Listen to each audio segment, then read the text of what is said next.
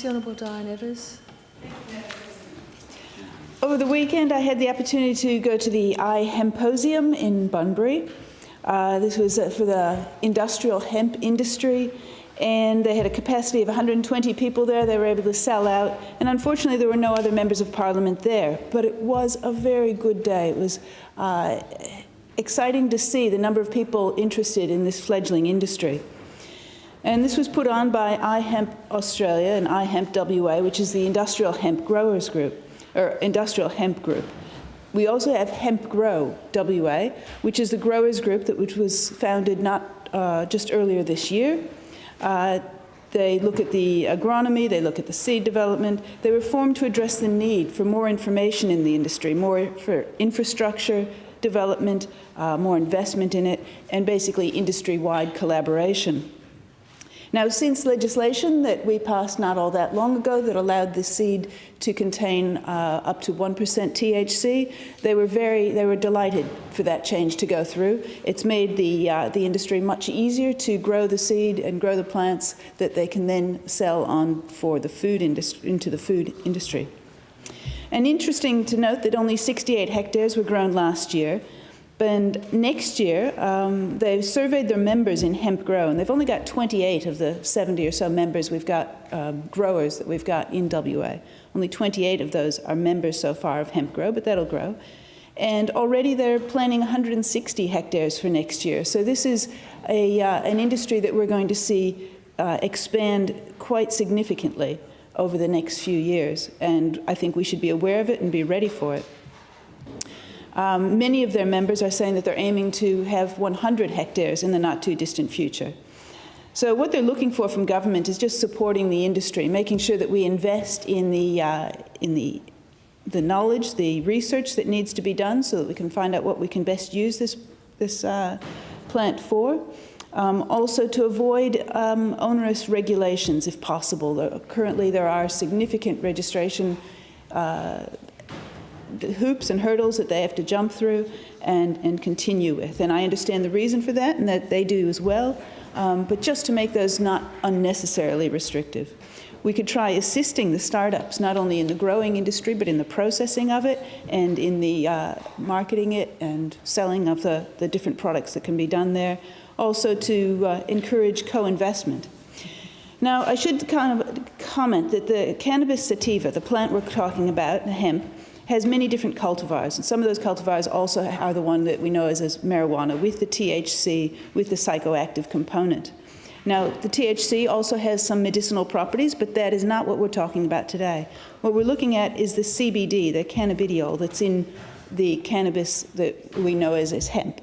And the health benefits of that are quite significant. I came across a number of these that they talked about at this group. Now, they're not psychoactive, right? But they are anti-seizure, anti-inflammatory. They reduce anxiety. They relieve insomnia, and they relieve pain.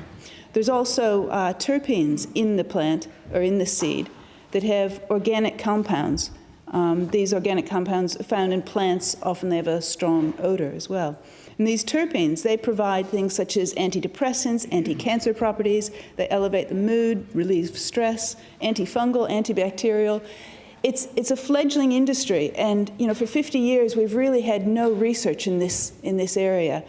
And what we should be doing is looking to other countries to see what sort of research they're doing to find out what other uses we can find for this plant.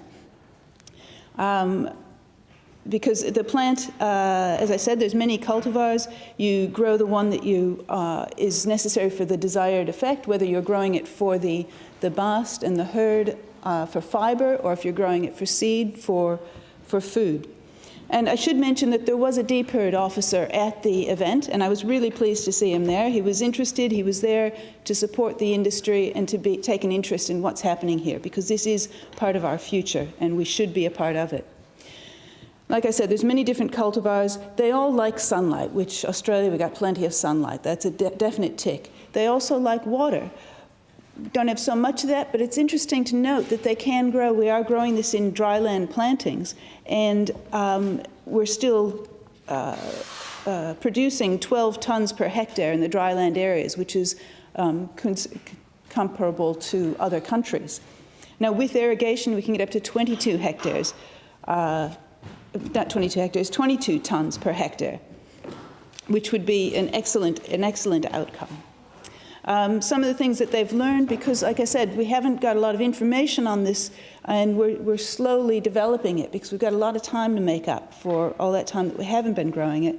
We need to find out what its response is to rain, what its effects are on the growth of other plants around it.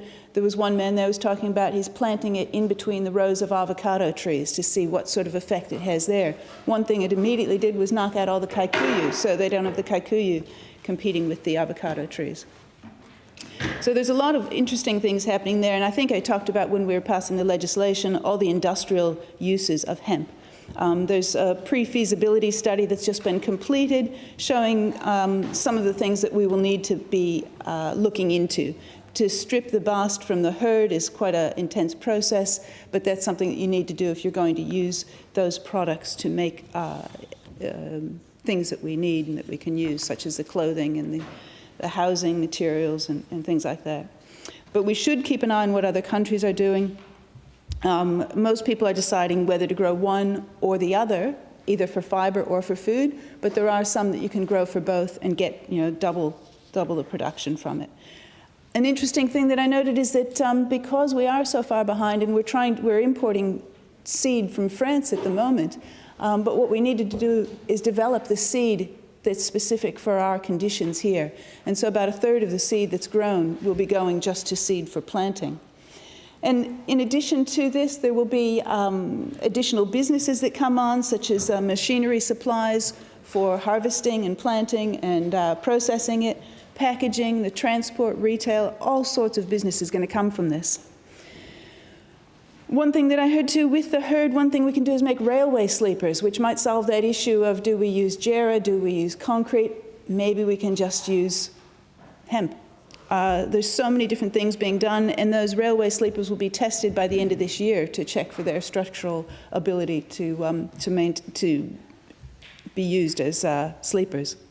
But the seeds are the important part that I find because of all those benefits to our health that can come from the seed. And I tried hemp in pork sausages and hemp in beef sausages, roasted as a food seasoning or made into daka. Also, we can have wheat-free bread because you can make bread out of hemp. But the one thing I want to get to is hemp milk. And the reason I want to talk to you about hemp milk is tomorrow at afternoon tea, I'm going to offer it to everyone to taste it, see what you think of it. It's dairy-free, it's nut-free, it is delicious. It's something you might want to try getting used to because of all those health benefits you'll get from it. So I look forward to question time after afternoon tea tomorrow, member. So tomorrow, when you try the hemp milk, yeah, we'll talk to catering about that.